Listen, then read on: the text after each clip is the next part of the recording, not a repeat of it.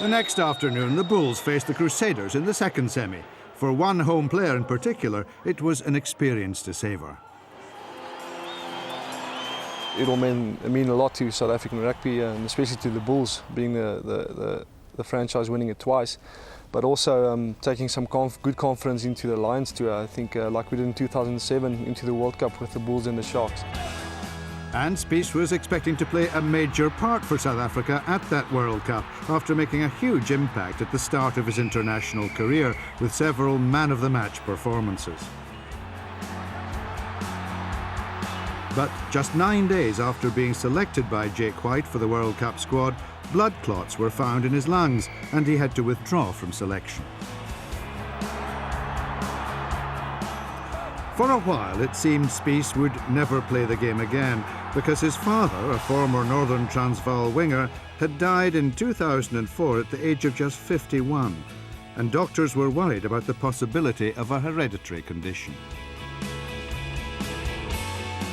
Yes, that was a big blow for me personally, and I knew that even if I didn't play rugby again in my life, that my life will still have a purpose and I can still do something else, and which ended in the good. God healed me, which I trusted him for, and I'm very thankful for that, and I'm playing the game now, which is wonderful.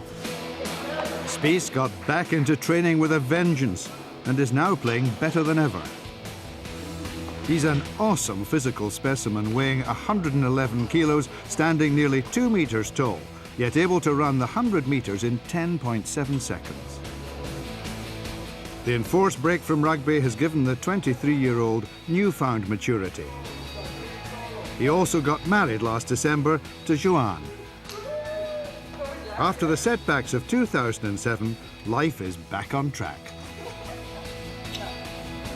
Earlier this month, his Bulls teammates were out in force to lend their support as Spies launched a motivational DVD to share his experiences and his Christian faith.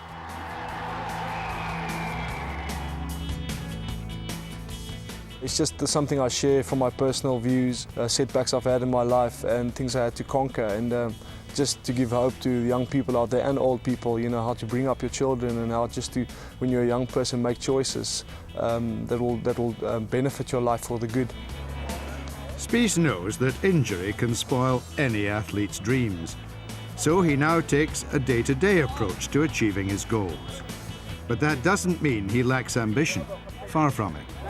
We as rugby players can't focus much further than a week ahead because we depend on our bodies, and one injury and you're out for a few months. So I would definitely love to play the British Lions first and then the next World Cup, and helping the Bulls win the Super 14 for now.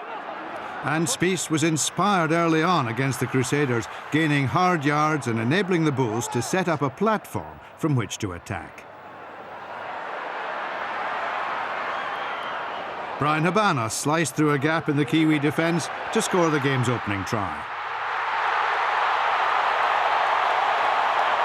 But the Crusaders quickly struck back, and the visitors then opened up a 20-7 lead when Stephen Brett's up and under was claimed by Kieran Reid.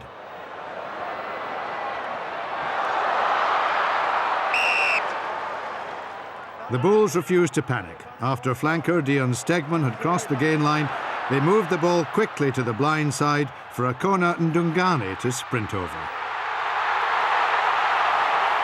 Crusaders number 8, Thomas Waldrom, was then yellow-carded for a professional foul, and during his absence, Morné Steyn kicked 2 of his 4 drop goals, staking a claim for the South African number 10 jersey against the Lions.